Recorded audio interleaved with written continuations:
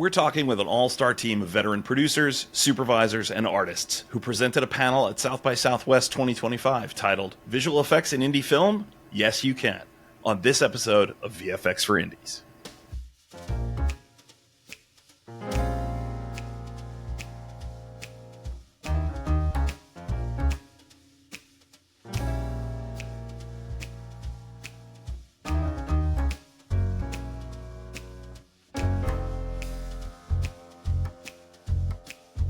Welcome to VFX for Indies, a podcast about the intersection of visual effects and independent filmmaking. I'm your host, Paul DeNigris, VFX artist, filmmaker, and CEO of boutique visual effects shop, Foxtrot X-Ray. With me today is an incredible panel of guests who, as I mentioned, presented at South by Southwest 2025 on the very same topics we discuss here on every episode. Let's welcome to the podcast, Laura Skowronski Nattam, Joey Cade, Shaina Holmes, and Laurie Powers Going. What's up, y'all? On this show, our goal is to bring on guests like these to share their insights into visual effects and film production without going too deep into the weeds of tech talk, with the goal of educating filmmakers who are relatively new to using VFX. If you like what we're doing here, please like and subscribe to stay updated as we release new episodes, and you can find our back catalog of episodes at vfxforindies.com. My connection to this esteemed group is through Laura Skowronski Nattam, with whom I have worked for the last 5 or 6 years, and who joined Foxtrot X-Ray as a VFX producer after a stint at Moon Tower VFX in Austin, Texas. So I'm going to pass the baton to Laura to introduce herself and then ask Shaina, Laurie, and Joey to do the same. So Laura, tell the audience a bit about yourself, your education and experience, and how you came to the VFX world. All right. Well, I'll get us started. My name is Laura Skowronski Nattam, and I have always loved art and animation growing up. Grew up on the Don Bluth films, Disney films. I always tinkered with computers, pulled apart my family computer when I was really young. And then, of course, got into CG animation as I got into school. And I tend to be very generalist friendly. I have that art interest and the tech interest. So that just has predisposed me to wanting to tackle various tasks. And I tend to gravitate then towards smaller studios where you wear a lot of hats. So I like developing that understanding of the process and the timeline, the pipeline of each individual place that I'm working with and the team that I'm working with. And I absorb a lot of different responsibilities. So, I'm a VFX producer, but I came up in 3D animation. That was what I went to school to do. But I got into VFX planning and spotting for needs. I understand timelines, so I'm able to distill that information into a meticulous bid. I understand everyone who's on board and how to break down the tasks and assignments and ingest things and relay them to the team, relay them back to the client. So that's how I ended up getting into VFX producing. I was started as an animator, did a little animation production, then also did a little VFX production, and that's how I got into where I am right now. So right now I am mostly producing, but I love to still animate meaningful content whenever I get the chance. Awesome. Thanks for being here, Laura. Laura and I talk every day, just not always in the context of a podcast. This is all new to me. So, Joey, how about you? Tell us a little bit about yourself and how you got to be in the VFX industry. I think that I would be different from the rest of the group because I came into this industry basically from the side. I did not go to university for anything to do with film. I actually was raised as a film buff. I was raised by film fiends. So my parents would take us to serious movies even when we were quite young, which was a strange thing, but whatever. It made me a lover of film. And so, but I always thought that if I worked in film, I probably wouldn't enjoy it. Like it would ruin the magic or something. So I literally never looked at that. I had a degree in history. I worked at the Texas House of Representatives. I wandered the world as a backpacker for years. And then literally my neighbor brought me in on set on something. She needed a PA one day. So I ended up in film industry. I was in live action for years here in Dallas. I've lived in New York and LA for film. And then I fell into visual effects as well because on set I was working for a director and I start chatting with the VFX guys, and I ended up spending the entire show like standing next to them and like following what they were doing. I was fascinated and got invited. That was real effects. I got invited over for a party, and then poof, I was working in real effects. So it was basically once I was in an animation and visual effects studio that I started to learn about that whole process. So I've never been a creative. I've never worked on the box. I've always been more of a producer and executive producer. So I'm definitely of the mindset of like managing the studio. So I'm thinking about things like risk and the types of projects we want to bring in, what makes money, what loses money, because VFX, you're going to do one or the other. And losing money can happen, right? It's very common. So making sure that we're taking work that brings in money was something that I've always focused on. And then I now put some of my background in like cause work into production because I'm producing a bunch of cause related content. So yeah, but I'm also a professor now teaching, producing visual effects and animation. So it's amazing. And I love this industry. I love how creative it is, even though I'm not the person on the box. So it's great. Fantastic. Proof, as always, that your career in film is all about connections. Absolutely. Right? Mm-hmm. Yeah. 100%. Shaina, how about you? Tell us a little bit about yourself, what you're up to, and how you got here. Yeah, so I am a visual effects supervisor, producer, and artist, so kind of a mix of everything. And I generally work on feature film and episodic TV shows. So I went to traditional film school, learned on 16 millimeter. There really wasn't anything digital when I was in school, so we had to digitize things to get into the Avid and edit. By the time we were seniors, it was our big deal. We only had 2 Avids. And then, so when I left film school, I was always into math and science, and I felt like the craft of visual effects really fit into that. Since everything we do in visual effects is related to physics and biology and like coordinates and everything like that. So visual effects is where I started, and it's where I've been ever since. So I moved to Los Angeles after I graduated and started as a visual effects artist at a small independent, I would say, visual effects vendor, and that's where I met Laurie, who you'll meet in a sec. And I was there for about 10 years and really learned on the job, and that's kind of how you did it back then. Apprenticeships and mentorships is how you kind of learned. It was too expensive to shoot on film and digitize it yourself. So learning at a facility that actually had the computer for you. Like, it's so interesting today that everyone has a laptop and can do everything on their own. We couldn't do that back then. So I was an artist for a while, and I started to struggle with not being in on the conversations with clients and hearing their feedback directly. So to get more client interaction, I transitioned into a post-producer role. So I moved to New York City around the time of the writer's strike in 2007, 2008. So New York became kind of the big hub for the transition out of LA. So I worked at the largest company in the world. So I went from a really small company to a really large company. So I worked at Deluxe New York, which is now Company 3. So I created workflows and managed teams for post-production, from dailies to conform to color to final deliverables.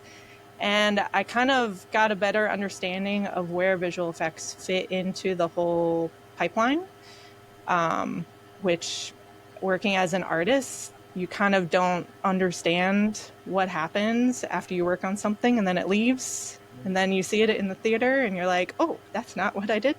But so now I know. So I then, after I was working there, I transitioned into visual effects supervising, both on set and in studio, and visual effects producing. And that was at same company, but different divisions. So Encore and Method, which is now Frame Store. So after doing New York City for a while, then I was kind of called by my alma mater to start teaching. And I kind of was burnt out by the industry at that time and was looking for another change. And this was a really good opportunity. So ever since 2016, I've been kind of wearing many hats of teaching full-time, but also I have my own company. So I have my students who I train, who join me at my company, and then we work on independent features that are shooting in New York. So I teach visual effects and post-production at Syracuse University. And like I said, I work with a lot of emerging filmmakers and indie productions there. And then this will transition into Laurie. We both have been kind of on a similar journey and work with similar clientele. And we found we were getting like the same questions again and again from them. And we decided to write a book. So we did that last year, came out, and I will transition to her to talk more about her journey first before we get into the book. Great. Yeah, so it's interesting because I was at a film festival this weekend and someone asked me if I've always wanted to do visual effects. And I was like, no, because when I grew up like in this tiny town in West Texas where there was like 21 people in my graduating class. And the idea of like working in the film industry was just so alien. You know, I would never have thought of that. So I actually also have a degree in history like Joey, and I also worked at the Texas Senate for a brief time before I went to It's painful. say what? It's painful. Don't recommend it. It was kind of cool though to learn your way around all the underground, you know, tunnels and offices and stuff. But yeah, so that was a very brief thing before I ended up working at the weekly alternative newspaper here. And then got an internship in graphic design, which is kind of funny because I had actually wanted to study art to start with, but people talked me out of it. So I studied history, and then I ended up interning my way into an art job and working in production and then working into graphic design, you know.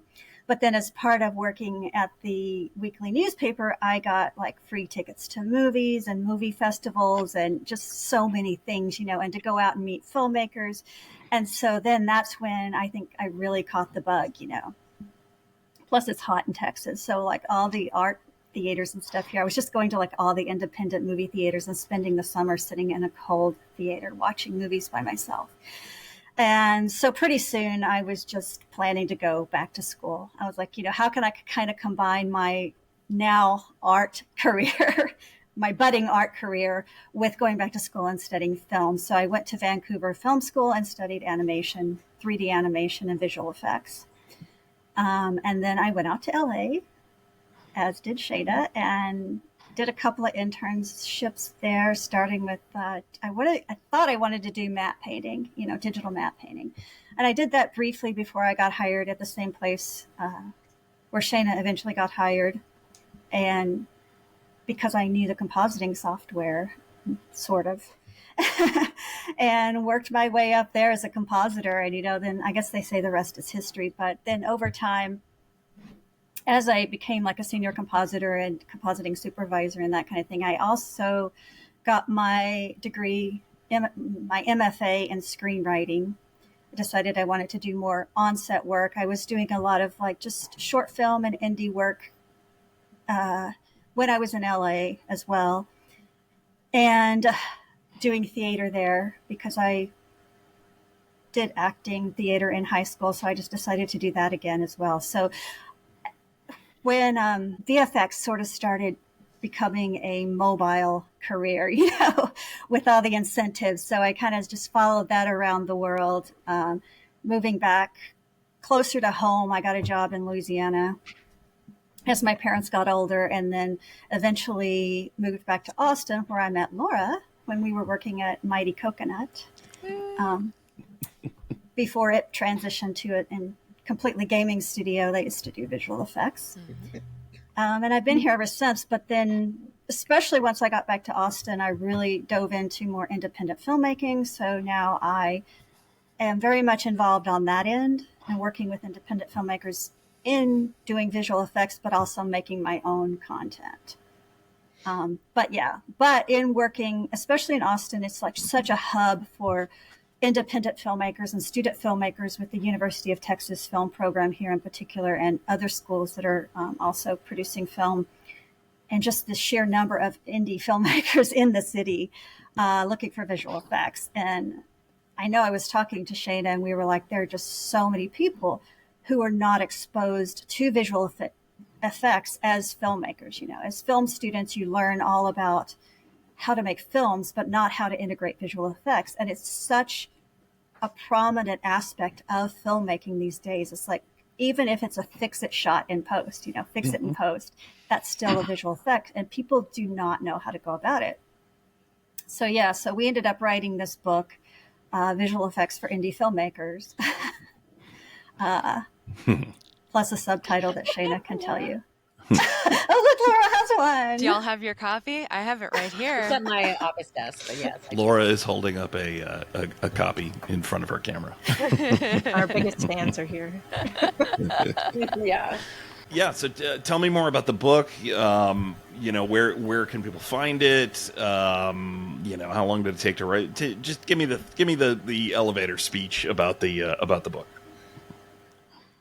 You know, as far as how long it took to write it, I was surprised how fast we wrote it. I think we got the contract in March and we had to have it delivered by November, which is a really short time span for getting a book like this written. But it was also kind of easy because we weren't doing research. We were just writing from our brains. You know, this is just content that we have been repeating for years. And it was just a matter of getting it out and writing it in complete sentences for a book, you know? Yeah, it kind of felt like our life story of our career, with like a little bit to look up about like 422 color space, like that kind of stuff. Some of the technical aspects of color space we had to kind of reach out for, but I think the rest of it was just a brain dump. Everybody struggles with color space, I think. Yes. Unless you're a colorist. Yeah. Yeah. Well, that's kind of the nice thing about the book is that we have interviews with other people who are potentially either not in visual effects, but they work with visual effects, or they collaborate with visual effects. So we have colorists, we have conform editors, we have stunts, we have writers. So we've kind of got it covered, producers, and as well as artists themselves. And so visual effects people and non-visual effects people, and how either they've been stuck and visual effects have gotten them out of it, or they didn't do things the way that was best for their workflow and they learned from it, learn from their mistakes. Yeah, we interviewed several filmmakers and producers who, you know, used visual effects maybe for the first time, and then on a later project, and talking about how they wish they had used visual effects more effectively the first time or something like that. Because I think that it's really important to understand that mistakes are made and you can learn from them. And I think sometimes we learn from mistakes even more so than somebody telling us how to do something right the first time. That is the reason why this podcast exists. It's I'm reacting to the same things that you're seeing, the same things that prompted you to write the book.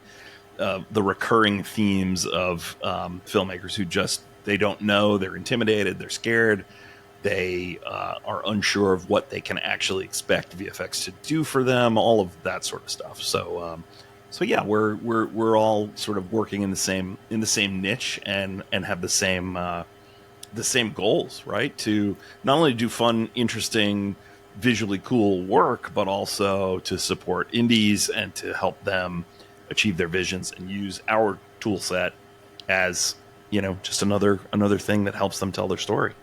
So, and I have to assume that this is a lot of the same ground that you covered in your South by panel. So let's talk about that. Tell me about the experience of doing a panel at South by. And I'm a little jealous because I also submitted a panel topic to South by and did not get selected, but the four of you did. So let us live vicariously through you. Tell us about the whole process. Well, I guess I'll start because I submitted the panel originally. Shaina and I had talked about it for some time, because we wrote the book and we wanted to also submit a panel kind of based on the same topic. And then Joey and I we're both part of the Visual Effects Society Texas edition, or whatever it's called, Texas section. Yeah. So I had gotten to know her really well. And as a producer, I thought, we were kind of interested in making it an all-female panel, although we didn't want to make it about women in visual effects. It was just kind of something that we were thinking about, is having women in visual effects represented, just talking about visual effects, We also wanted to make sure that as a panel, we had people from different aspects of visual effects. So whereas Shaina comes from education, she also comes from compositing background and producing and supervising, but Joey very much comes from a producing background and much more in commercial producing. Laura, of course, is our 3D person, very knowledgeable in 3D. And then I am also compositing and also I'm an indie filmmaker. So I come from that aspect as well. I'm like, what do I do? But so we felt like we had a pretty diverse panel as far as like expertise. We wanted to cover our bases there. So it was just a matter of getting everybody together. Obviously, I already said I knew Laura through working together. So once we gathered the panel, it was just a matter of submitting. And I know that when I was bringing everybody's bios together and we were making a kind of a little demo reel to demonstrate some of our work, I was just like, at first I was like, panel to South by Southwest, you'll never get in, blah, blah, blah. And when I got it all together and was ready to submit it, I was like, guys, this looks amazing. We look like we know what we're doing. Kind of felt like we were forming a little company or something because, we got together on a handful of Zoom calls. We're all very busy. It's amazing how challenging it was to get four of us together on a few Zoom calls, like maybe once every other month or something. And from the acceptance of the of the panel submission, it's not that many months. It's just a few months until South by. So we only had a few calls, but yeah, we were real diligent about making sure we all felt like we represented our voice of our area of expertise and made sure that was the most forward thing that we were expressing. And as Laurie said, it wasn't about being women, but that was definitely a perk and something that I think means something to all of us. So one thing we did cover, of course, was the various types of VFX. So like, as Laurie said, I covered like the animation and CGI bit, computer generated imagery, quite a bit. So, obviously, characters, vehicles, props, background, live set extensions, full scale environments. Of course, we covered, 2D and 3D tracking in order to properly place the CGI into live action plates. Obviously, particle simulations. We have like water, fire, smoke, explosions, apparitions, like ghosts and such. Blood splatter that's got to interact in a certain way that can't be done practically. Beauty and makeup, digital makeup that is, that can be painted in. Or CG augmentation, sometimes a significant injury, like somebody gets their arm cut off, or rotoing and painting out a limb and adding gore. or special appendages. And, of course, very occasionally we'll get the lucky opportunity to work on a fully digital CG character. That's my love. And then you've got motion capture, and you've got special tracking tools, and otherwise animation. But it's not too common with the indie budget films. Characters can be like 50 grand easily. So so many indies tend to focus their needs on like layering stock or practical effects integration into their live action comps, called compositing, of course, and augmentation and stuff. So we set out talking about the types of VFX and wanted to make sure that people who were new independent filmmakers knew what's out there, because so many things are invisible, like the paint and cleanup. And I think that's what, Joey, you talked about that a little bit, right? I can't remember, but I do know that like basically the main thing that it's the fix it and post stuff that in my place I've been in the industry, it feels like that I've dealt with the most. I think I talked about a series. It was an Amazon Prime series. They came to us. We bid the entire show. It was awarded. We start production, and like literally, they had already filmed like 3 episodes, so they just start seeing the dailies, and they start telling us, "Hey, we're so confused because it's in Austin. We're filming in Austin," and they assumed that Austin would be green year round, like in LA or something. And so they were like, "It's just so brown, and it's summer in the show, and it's winter while we're filming it. We need it to be green." And we were like, "Hold on a second. Are y'all asking to green the entire show?" Yes, they were asking to green the entire show, and we were like, "Huh, okay, we'll bid that." Right? And so we bid it, and they're of course like, "Double what we're already paying?" We're like, "Yes, you want to green the whole show." Of course, they actually put the whole show on hiatus and then started over again. But yeah, so lots of fixes stuff. That's definitely, I would say, the majority of stuff that I get, because most indie filmmakers may not have read yet Laurie and Shaina's book, and so they don't know how to set things up right, or they don't plan, to frame their shot so that they're not catching all the wires, or whatever they want to later remove. They haven't set up for it, so it's always fix it and post is a lot of the mindset that I end up with bidding. And I took on the role of moderator for the panel because I've probably had the most experience doing panels here. So I've done Sundance, and I am on the board of the Women in VFX Global community, and create and lead all of those virtual panels and events we have there. Plus, every week I have a post-production group, and so I lead about 30 of those a year. So I've got a lot of experience.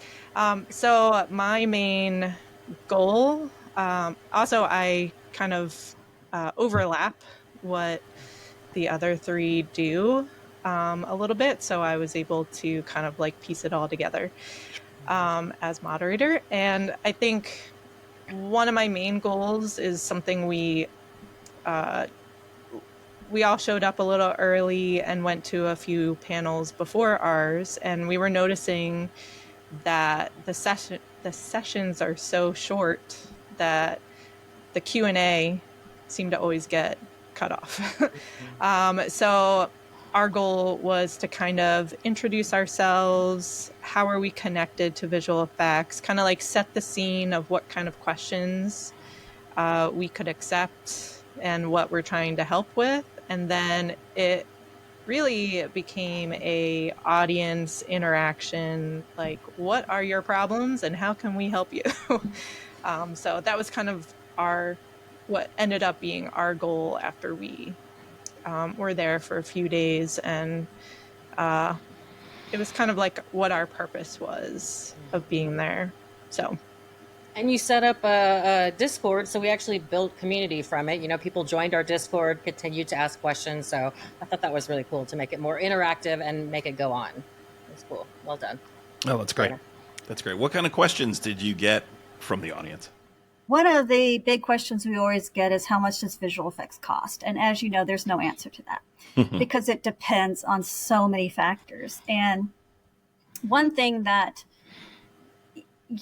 I was talking about during the panel was how important pre-production is and how important it is to bring visual effects into pre-production. And I think a lot of people don't realize that you can talk to a visual effects person in pre-production without them charging you out the butt, They're not going to charge you. A lot of people will just, look at your script for free and help you out and talk you through it. They're not going to charge you for that.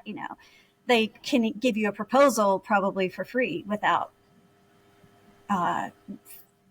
any expectations necessarily. They're going to hope you come back with your visual effects in post, but you can definitely get that advice for free in pre-production usually. And I think people don't know that. So a lot of people wait until post-production and then it's too late because they've already shot everything wrong. One big factor that we were talking about is cost. How much does it cost? And it's like, well, bring your script in pre-production and let's talk about that because that's really the only way you're going to get the answer to that. And I think one guy had asked, well, I think I've overpaid for visual effects, I said, well, it doesn't sound like you necessarily did, but it's hard to tell, because there's no standard for that.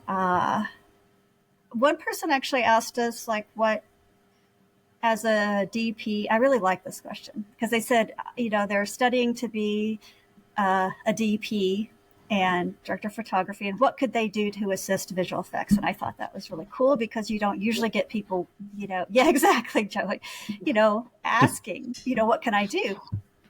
And I think our answer to that was, there's a lot of things you can consider, but ultimately you have to do what's right for the photography. But, certainly, making sure your lighting is proper on your green screens or whatever you're shooting, working with your visual effects supervisor and making sure we get the data, camera data and all that kind of stuff. And I think Shaina mentioned clean plates. There you go. Yeah, don't shut down before you get your clean plates and stuff like that. So we had some really good questions, I think. So for the audience who doesn't know what a clean plate is, can one of you define that for us? Shaina said it. Oh. Clean plate is when you need to remove something from your shot. So remove something from your image. Usually it's something that's maybe your lead actress disappears and turns into a bat and then flies away or something like that. Because that's the movies we all make. So when that person disappears, they don't magically disappear. We don't do the bewitched, like everyone pause, edit, cut, they run away, and then continue the scene. So what do we put behind this person when they disappear? So we need to shoot the same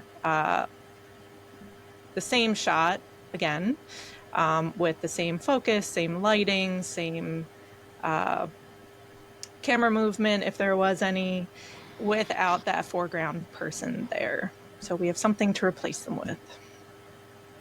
Yeah, it's amazing how often filmmakers don't realize they need to shoot clean plates. And then once Laura and I have had this experience, once we tell a client that we're going to need clean plates for shot X, Y, and Z, now they want to shoot clean plates for everything. Yeah, and they ask us, and I get the call from set. Hey, do we need a plate for this? I'm like, well, when in doubt, shoot a clean plate, but I'm not really sure because I'm not there.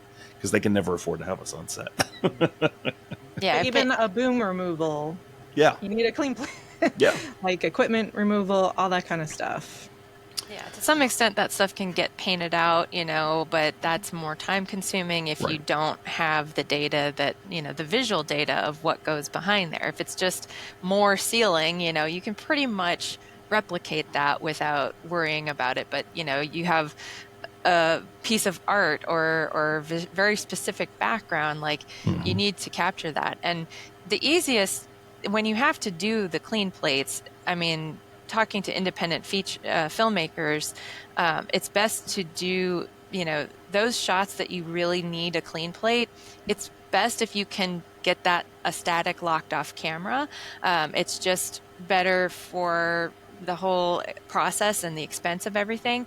But if you have to, move a camera, there is motion control where you've got like a camera attached to an armature and it's doing the same movement. You can have it done multiple times, but that's often way too expensive for an independent production. So in the instance that you have a moving camera through the scene, there may be a way to clean plate that where you're replicating the movement as best as possible, but you'll still want some static plates as well to support your visual effects team so that they can pick and choose what pixels they need, what focal length, all that sort of thing.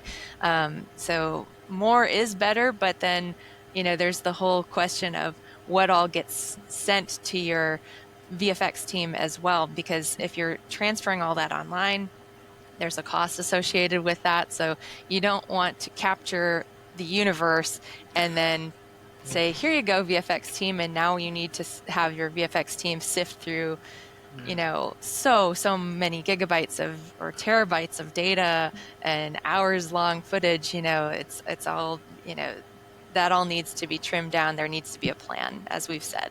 CGI especially deserves a realistic part of your budget if it's a dominant part of your project. So, just going to reiterate, connecting early in the process, we might seem like magicians and wizards, and I'm not saying we're not, but it all starts with this kind of conversation, right? So, right.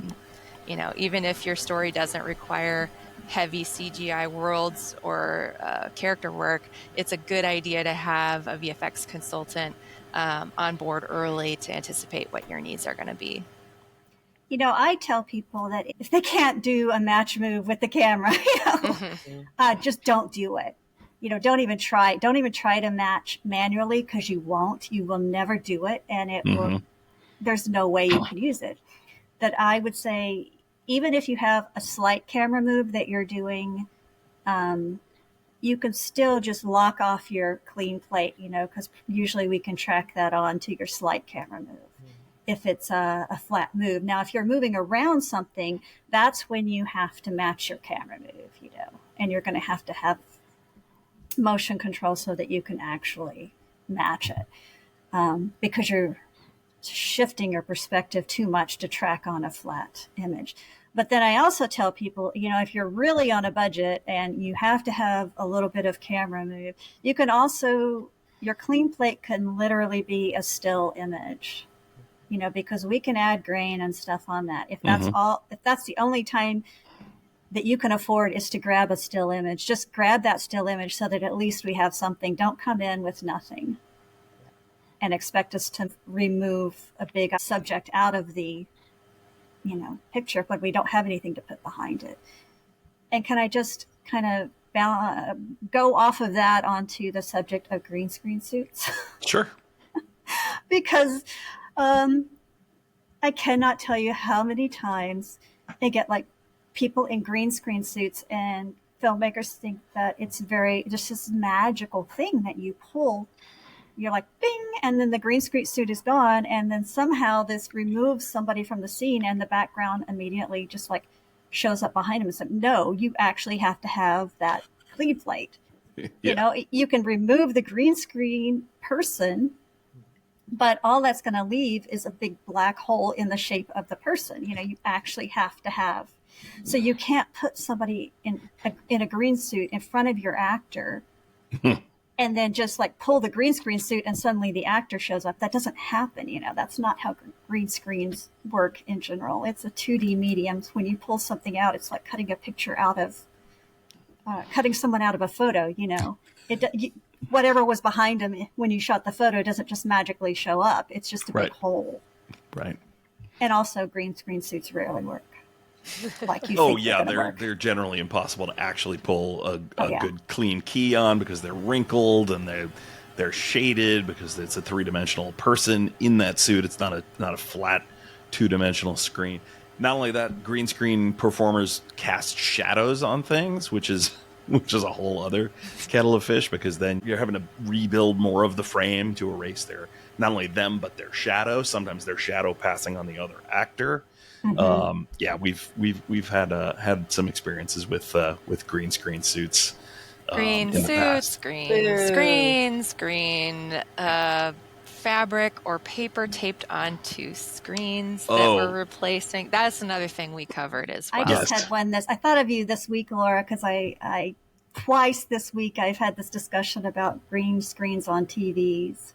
And one of them had the green paper. And so I was like, this is actually going to cost more than if you just left the screen blank, because now I have to paint the frame back in, because now the paper is bulging out and covering the frame. And unfortunately, that actually costs more. So they're going to try to get me actually a clean plate of the TV that's without anything on it. So they do have the advantage of that. But I know it's your pet peeve, so I'll let you talk about that. Oh my gosh. Well, it's just something that it's incredible how many times it comes up. And, you know, we definitely respect people are trying. They're trying. They think, oh, okay, I need to replace this computer monitor or this phone screen. You know, I've got this phone here, so I need to put something on the phone.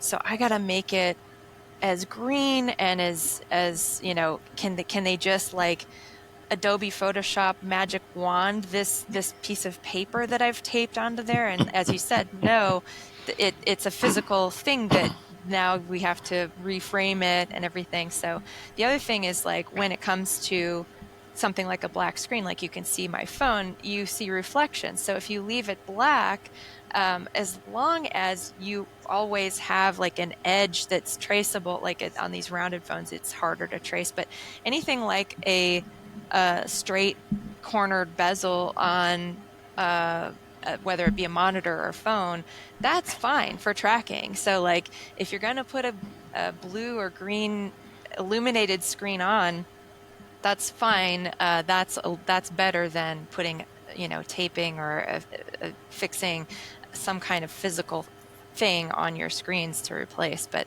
oftentimes it's best just to leave it black, because you can capture then you're not erasing the entirety of the screen. You're able to maintain, you know, the reflections that you get and reapply it to the image that you put into that screen.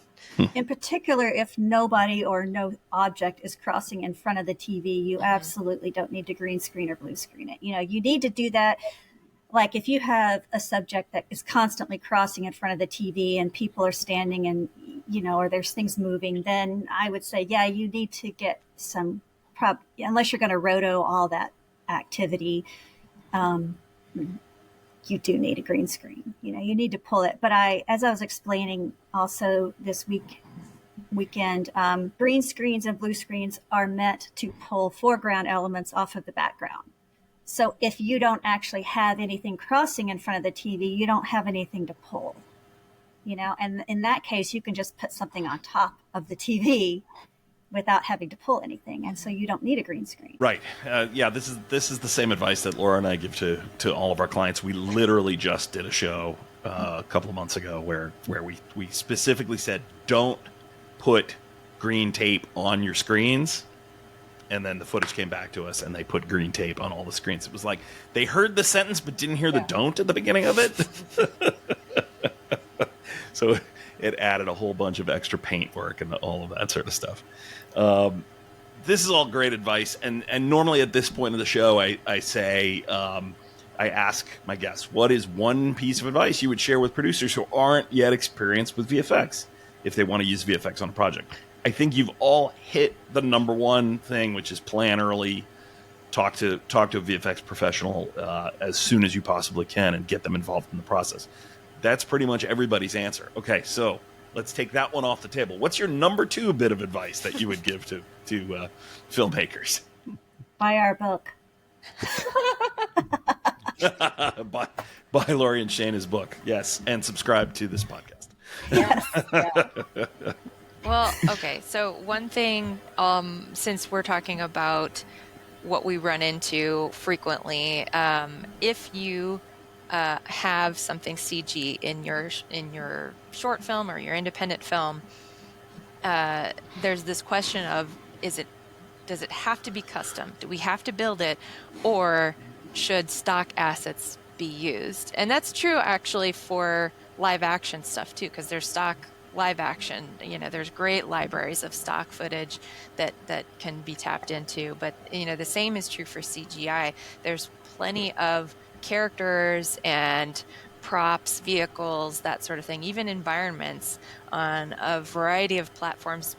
We can, if we get the correct reference from the director and the writers and everyone, the producers of the film, if they are able to give us specific direction and references of what they want things to look like, we can decide, well, does that cockroach really need to be fully modeled, rigged, and animated? There's libraries for that sort of thing. That's not, but this is a creature, this is a very specific custom creature with wings, and it has this apparition effect and has this weird face, deformation or something like that. Then, okay, we need to talk about whether there's a budget, whether there's capacity to do a full CGI, or whether there's clever warping of a practical actor in prosthetic makeup and stuff like that. So that's one thing that we, especially for indies, the simplest solution, limiting the CGI, is often the best solution. So if you need a custom build to tell your story effectively, then let's discuss those scope limitations up front, and we'll come and find a meeting place however we can. I have 3 things that I will be quick about. Go for it, Jen. You don't need to be quick. I think if you are reading your script and it takes place a lot on texting, like with a phone, on screens, all that kind of stuff, I guarantee your entire visual effects budget will be taken up by doing all these unique graphics. So it would be much better if you hire an on-set graphics person to do live playback and create those graphics for you, and then only fix the 3 to 5 that need story changes later on. Once you edit it all together, it would be much easier, because I don't know if anyone's ever tried to track a phone that someone's holding in their hand that's shimmering in the reflections of light and with fingers on top trying to type. It's very difficult to animate all that together. So please, please hire someone on set to do that. Shoot it live. Second is, in pre-production, talk to visual effects about how to set up the camera, because bigger is not always better. Just because your camera can do 8K, higher than that, doesn't mean visual effects can work on 8K footage. So just think 8K, 8,000, whatever, 8 times as much cost and storage for you to do that visual effects. And how are you going to transfer that and work really fast on this project? You likely can't, and you will probably be working at 2K, maybe 4K with your visual effects team. So talk to them first. What do they need bigger, and what are their ideal specs? Know that before you start. And third thing happens in the bidding process. We've talked about bidding off of a script. That's an estimated bid. We're just trying to give you advice on how to shoot something so it stays cost effective later, and talk through a bunch of different techniques that we could do. But in post-production, don't just send us all your dailies. We need to know which take and which part of that take you want us to work on, because some places bid per frame, Some places bid like this take exactly. This has no camera movement. No one's walking in front of the thing I have to replace and blah, blah, blah. And then you edit a different take in there that's longer. And you're like, why is it not the same cost? Why do you have to start over? That kind of stuff. So send the exact footage that you want bid to your visual effects person. Don't have them do work on something else and not expect to restart if you change it. Right. Great advice. Right. You want to lock your edit before you start your bids. And I'm just going to continue that thought just for a second to say that one of the most complicated things that I have is getting independent filmmakers to get their shots to me from edit, because very often they're doing their own editing. And when you're taking a shot from editing to visual effects, one thing I think that is very difficult sometimes for filmmakers or even independent editors to understand is that a single shot in visual effects is just a single cut, you know, when you cut into a shot and when you cut out of that shot. So for every single cut, we are considering that a different shot in visual effects. And I think filmmakers often think of a shot as, you know, a take. And so it's just a different concept, you know. And I explained it a couple of weeks ago in the sense that, you know, we may be tracking something onto, say we're tracking something onto a camera movement, but if it switches to another angle, we have to start over. You know, we have to set that whole shot up again. We have to set up our tracker, everything. So you can think of it that way. Anytime the shot changes, we have to start over. We need each clip as an individual shot. So even though you used your single take like 5 times within an edit, for us, that's 5 visual effects shots that we have to set up individually and work on. Right.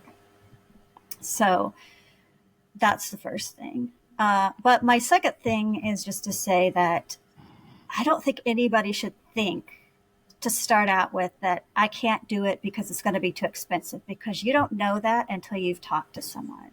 And I think you would be surprised what you can do as an independent filmmaker with visual effects if you just have that conversation, you know. And sometimes the things that you think are going to be the most expensive are not, or the most complicated are not. You know, I had one that I worked on last year that was actually really fun, where they it was like a Christmas thing, and Santa's sleigh deer, you know, the deer were supposed to be popping up, and they used a deer head. A stuffed deer head that comes or like pokes around the corner, and they were like, "Is there any way to kind of add some anime?" So you know, I made like the eyes blink, and they kind of snort. The nose kind of snorts, and you know, so it's like adding some motion to that, and it was a lot of fun, and it wasn't that hard. But on the other hand, like Laura was just talking about, sometimes tracking, people think, oh, it's going to be really easy to track something on your phone, but that it can be so hard, and you can spend like a week doing that, whereas I spent like, you know, 4 hours doing this deer, animating this deer to come to life, and people would think that would be the opposite, you know.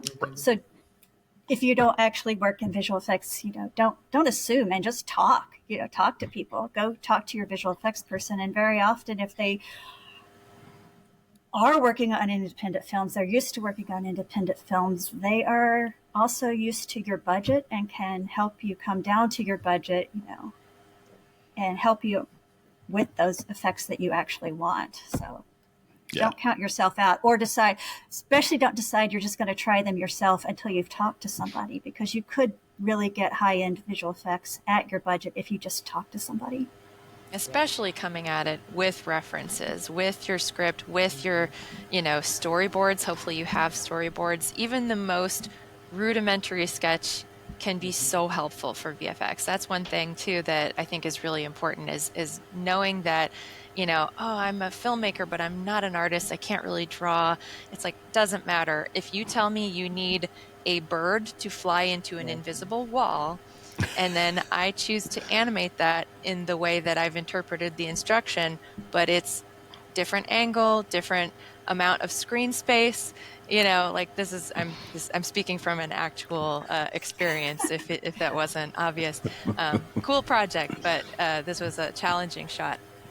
If you, as a director, say, here's your frame, and this is the amount of screen space in the composition that I want your visual effects to take up, and I want it to drum up, if it's a tornado, I want it to drum up counterclockwise or clockwise, and I want it to start here and end here, and like just draw arrows, just draw the most rudimentary shapes whatsoever, just to give us the basic understanding of what is in your head. Because a lot of times, filmmakers, they have vision of what they want, and sometimes it's hard to express that in a way that makes sense to everyone. And so why not use all the tools at your disposal? You've got a little written instruction, sure, but why not just do even the most, bare bones stick figure sketch, just a shape, just a sized, like this is the position, this is the idea, or this is the timing, this is when in the shot that I want this to appear or disappear, or that sort of thing. So those kinds of context clues, even at their most basic form, are so helpful for your VFX team. Absolutely. Yeah, the more specific and succinct you can make your feedback, your notes, your plans, the more you communicate to your VFX team, the less the shot will cost you ultimately. Absolutely. Yeah. My one piece of advice is related to the thing that, or related to all of them, in the sense that I always say that the best budget saver long-term for any independent filmmaker is to find someone you trust who is a VFX partner. It's find your Laurie, find your Shaina, find your Laura, find your Paul. Find someone that you can call and talk about your project, even when it's just in your head. Even when you don't have a script yet, having that trusted person is going to help you plan it right, collaborate back and forth right to figure out what your vision actually is, and will help you get it done in the budget that you have. And that'll help you your whole career. So find that person you trust and hire them. Yeah, it's great advice. Great advice. And most of us VFX people, if you just you apply us with drinks or food, we'll happily talk VFX with you for as long as you need. So yeah, keep that in mind. Reach out to us. All right, so we're at the approximately 1 hour mark, and I try and keep these episodes to be about 1 hour long. So what we're going to do is I'm going to call an audible, and we're going to turn this into 2 episodes, because these esteemed ladies have so much great information and great knowledge that they want to share with the audience. So we're going to call it a wrap right now, and I will bring them back for our next episode. So any parting thoughts before we go? Anything you want to plug real quick? Tell us how we can order Shaina and Laurie's book. That way people can read it before the next episode. Go. Our book is on Amazon and most bookstores. It's also on the publisher's website, which is Routledge. And right now there is a discount code for 25% off through August the 18th, which is VisEffects 2025. That's VIS Effects spelled out 2025. Great, and I'll put the link and the discount code in the show notes for my guests to be able to order the book. I highly recommend it. I'm still waiting for my autographed copy, but we can discuss that offline. All right, and before we sign off, Laura, you had something you wanted to say about the South by experience. Definitely. We really enjoyed it. We weren't sure what would get into the panels, and we're so grateful that we got a chance to express our experience in our industry and help fellow filmmakers, especially in the independent film community. So we just wanted to thank South by Southwest for selecting us. We really enjoyed the experience, and everyone, the volunteers, the staff, everyone across the conference and festival, we really wanted to extend our thanks. Great. And if you haven't attended South by Southwest and you're an indie filmmaker or an indie film fan, it is a must. I went in 2024. It was incredibly overwhelming. That's why I had to take this year off. But I hope to rejoin Laura at South by. She's a whirlwind to go to South by with, right? The woman just doesn't stop. Have you seen We her could South do by a whole Southwest spreadsheet? Oh It's yeah, Yeah. the spreadsheet, the schedule. It's yeah, it was intense. I got there and we met up, and Laura was like, "Okay, I'm going to this, and then I'm going to this, and then I've got these two things booked. I'm not sure which one I'm going to go to. I'll decide later." And okay, I'll see you. And it was like shell shock after she took That's off. like some of the fun of South by, because you get the app and you're like, oh wait, there's 8 things I want to go to at the same time, and then it's literally like based on if you can get in, where you are in before getting around. Anyway, it's fun. That's how I deal with. First of all, that's how I am with spontaneity. Not that spontaneous of a person. Like to plan, can be spontaneous, but where I really don't like being spontaneous is that exact thing, the FOMO of like, oh my gosh, there's 20 things that I want to go to. How do I choose? Like, how do I make my decision that I'll be the happiest with? And then if you choose that, but then you can't get in, you're like, no. So like having a plan, knowing, like I was up so late every night trying to figure out, okay, which are the tabs that I want to have open so I can take advantage of the express badges the next day. And if you have a platinum badge this year, they were doing 2 day in advance. We could do a whole other episode just on South by, just doing the experience of South by. Yeah, because How to South by. It is overwhelming. It is a lot, and it's a lot of good.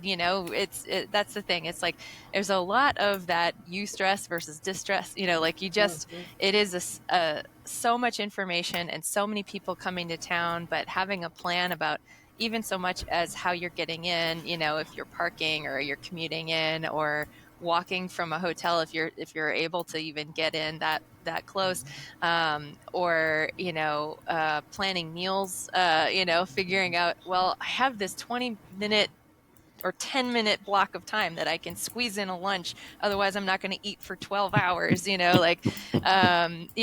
Just that sort of thing. I find that it's best to have all that stuff sort of, planned out, but absolutely you can go and be spontaneous and sort of roll into whatever experience you're going to have. So it's really about the type of person you are and how you like to experience these kinds of things. So I'm sorry for overwhelming you, but definitely it's actually how I deal with my overwhelm. So it was my first year there, so it was going to be overwhelming no matter what. Yeah, absolutely. I frankly couldn't ask for a better tour guide to South by and to Austin at large than Laura. Thank you. All right, we're going to stop there. That brings this episode of VFX for Indies to a close. Thanks so much to this wonderful panel, all my guests, Laura Skowronski Nattam, Joey Cade, Shaina Holmes, and Laurie Powers Going, for being here with me today. And thank you, my audience, for tuning in to our discussion. If you enjoyed this episode, please like, follow, subscribe, leave a comment or review. Every little bit helps us get the word out about our show. And don't forget to tune in for part 2 of my conversation with this panel on the next episode. For Foxtrot X-Ray, I'm Paul DeNigris. Thanks so much for being part of the VFX for Indies community.